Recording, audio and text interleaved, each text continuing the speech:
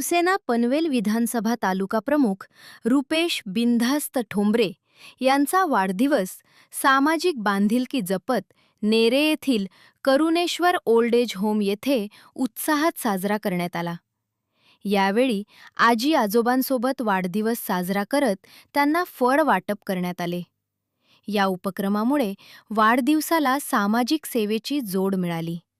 या प्रसंगी अतुल महादेव मोकल, नवीन पनवेल शहर प्रस्थान सावंत, शिवसेना विभाग अध्यक्ष खांदा अनिल निंबाळकर, माजी सरपंच नेरे दुंदरे उपविभाग प्रमुख अनिकेत निंबाळकर, नेरेचे माजी उपसरपंच शंकर ठाकूर यांच्यासह शिवसैनिक व कार्यकर्ते मोठ्या संख्येने उपस्थित होते।